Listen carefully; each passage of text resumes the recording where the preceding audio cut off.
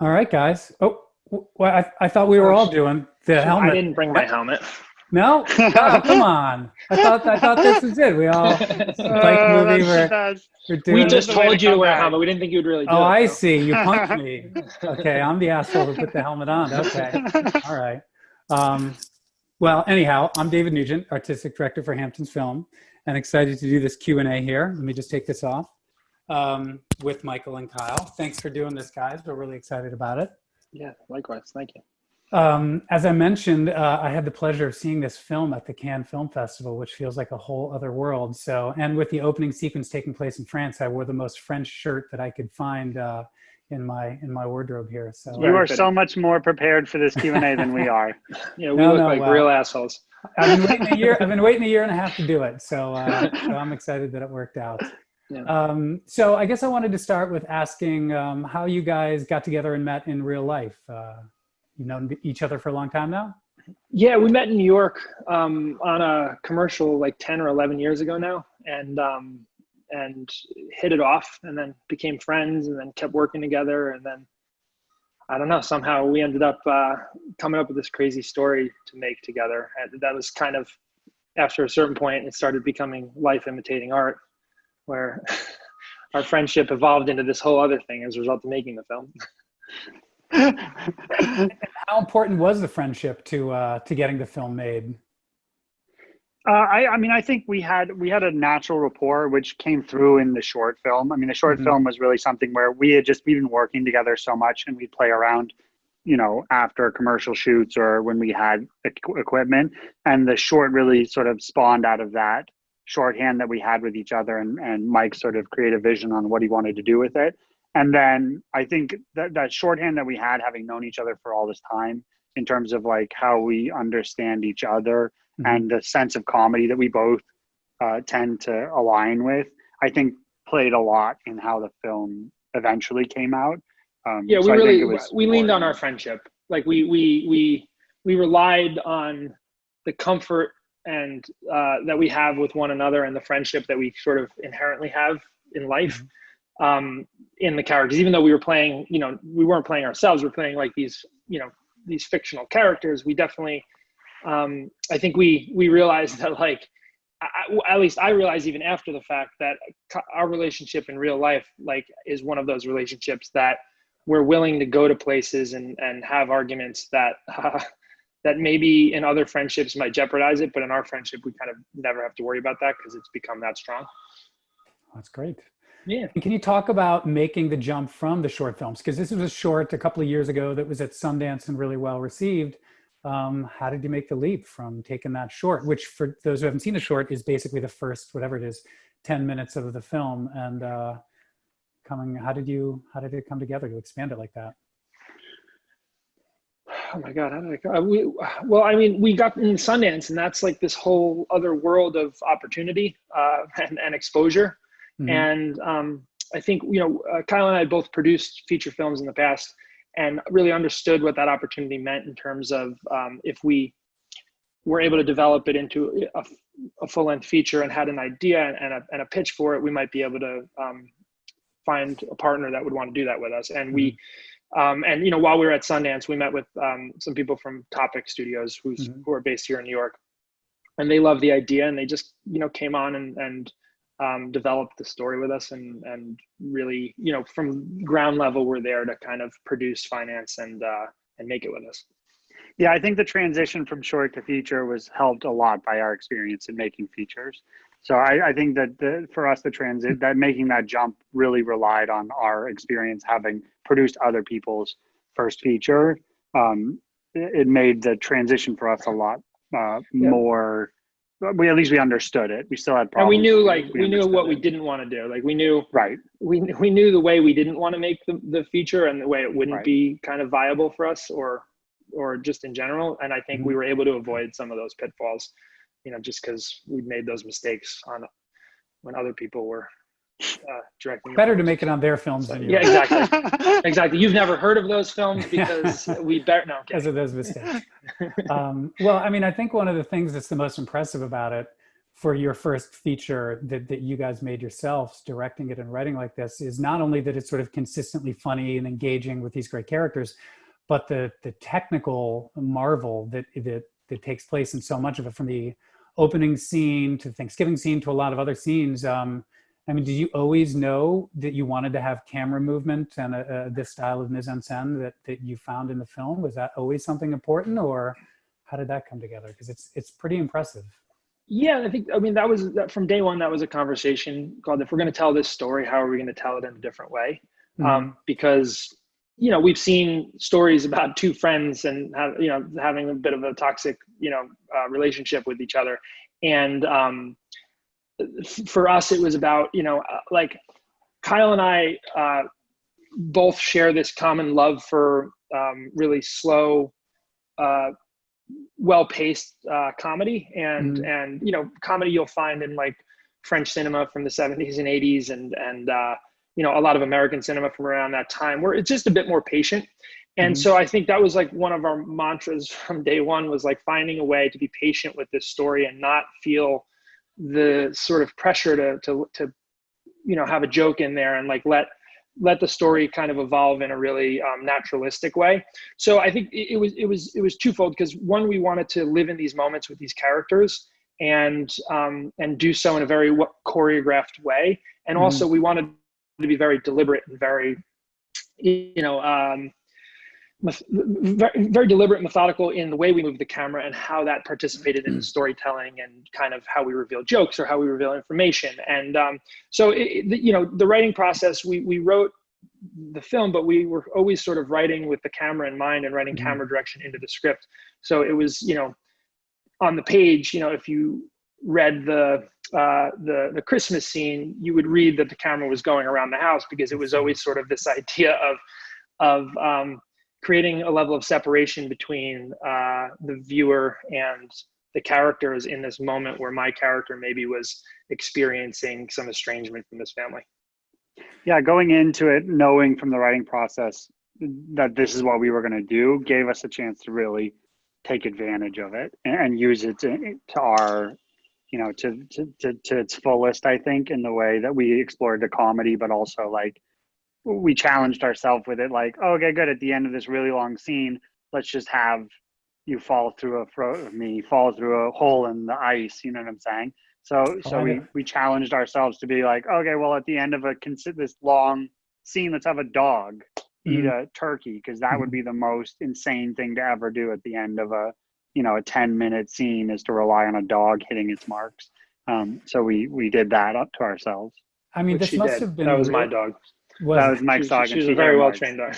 I mean, this must have been really nerve-wracking, though, because for a take like that, you only need one or two things to go wrong to really kind of derail it.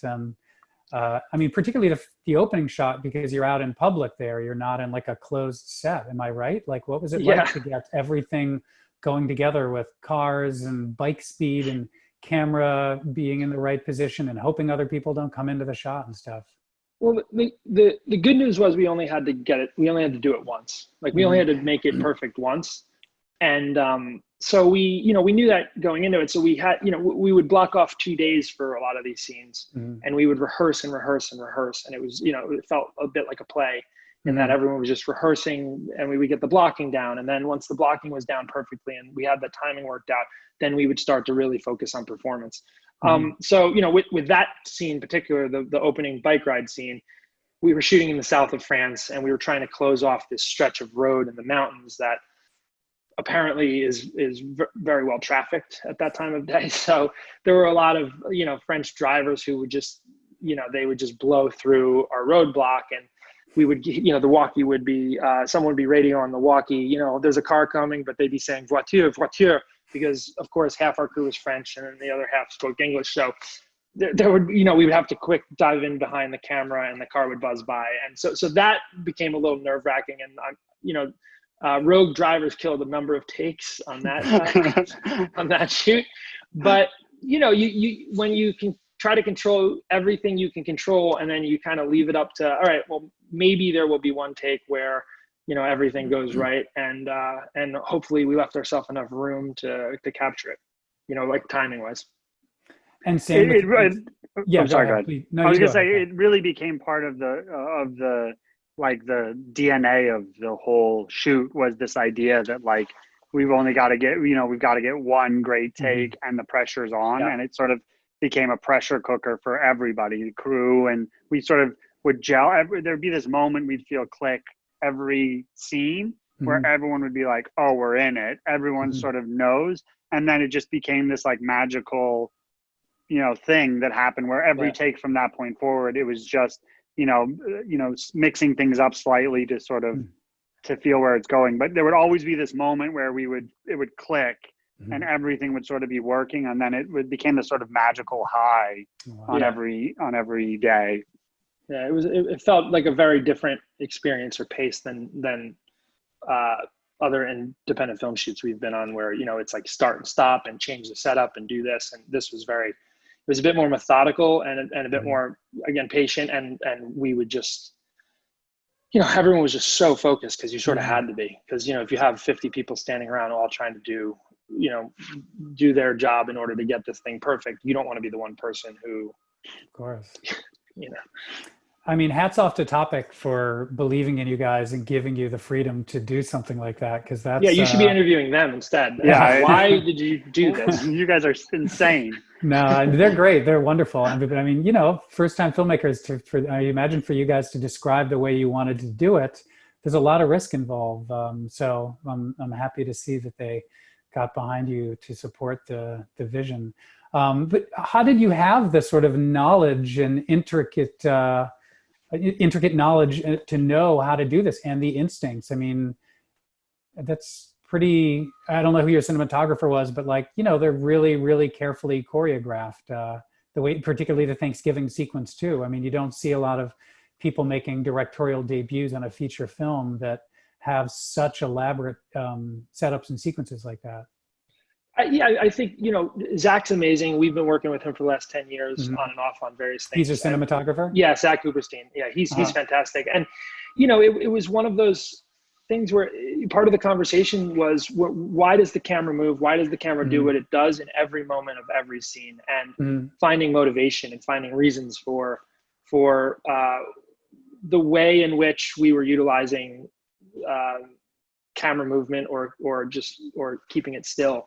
And, it was a really fun, our sort of mandate for how we approached the visual aesthetic of this film was very deliberate and very specific. And the conversations we had really grew out of these constraints that we put on ourselves, saying, cool, if we can't cut, then what could we do here? What would we do here? And if we really feel like we're breaking the mold, that it doesn't feel earned or honest, then we will cut.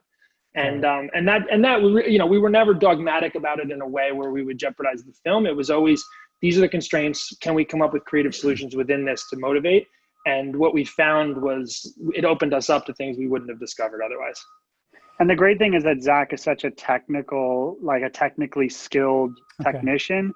So we would go through something and he would, in his mind, you'd see the gears shifting in his mind, and he'd be like, well, maybe if we made an electromagnet rig that we could flip on and off. Like, he would come up with these really unique ways to problem solve. We had these incredible dolly rigs where the lights would slide up and out of windows, so you couldn't see them, but they would drop down to light scenes. And so there was a lot of these really cool problem solving sort of technical things that I think, he felt the pressure from coming down from Mike in terms of the creative, and he would come up with creative ways to solve it. And that sort of pushed all the way down through his departments, and every department sort of then figured out their ways to solve it. And I'm sure, like, with a bigger budget, there's probably like very expensive ways to do all the things you did in the more do-it-yourself way. But I mean, some of these rigs that I would see him do, I'd be like, this is the most insane thing I've ever seen. And it worked. And it was, it would be like people hoisting sails of light panels outside of windows as we'd move around the house like a pirate ship.